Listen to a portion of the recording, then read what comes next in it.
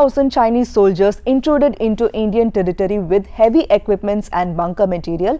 They have also pitched tents around the Galwan Valley in East Ladakh, which was previously a point of standoff during the 1962 war with China.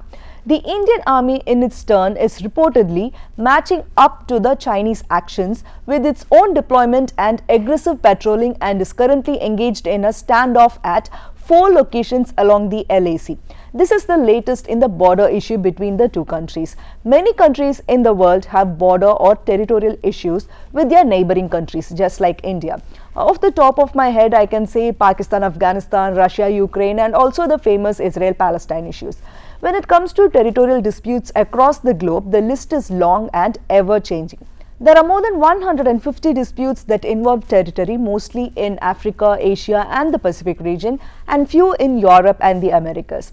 And trust me when I say this, there were territorial disputes even in Antarctica. If you would like to know more about that, please let me know in the comment and I will do another episode on that. So, in this video, I am going to say about the types of borders that marks the limits of India and its neighboring countries. When we read news about the border dispute between India-China or India-Pakistan, we come across the words like LOC, LAC, IB, AGPL. Let's see what those terms mean.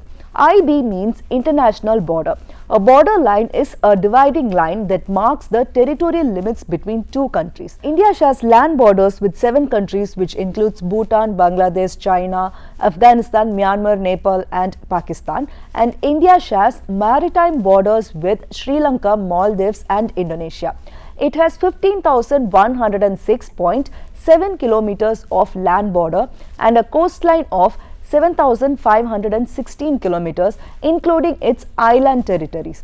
LOC means line of control, which we all know.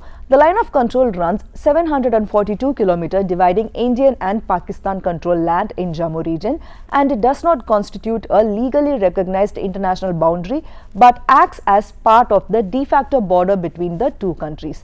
The military front line of both the countries stand guard here. Line of control was originally known as the ceasefire line. There is a side fact here. The United Nations orders a ceasefire between any 2 or more countries when the forces march towards each other, and that might lead to a war. So, the land up to wherever India and Pakistan's marching troops were stationed until the ceasefire was ordered by the UN belonged to the respective country. The imaginary line of control between both the countries first emerged after the India-Pakistan War in 1947-48, and it was formally established in 1972 after a third war between India and Pakistan. Many in India favor formalizing the current partition, making the LOC the international border, but Pakistan rules this out. LAC, or Line of Actual Control, is the demarcation line between India and China, which separates the India-controlled territory from the China-controlled territory in Kashmir. In 1962 Indo-China War, China attacked India and captured the Aksai Chin area in Kashmir. In 1963, ceasefire was declared, but China did not leave the area. Now, the ceasefire line is known as the LAC.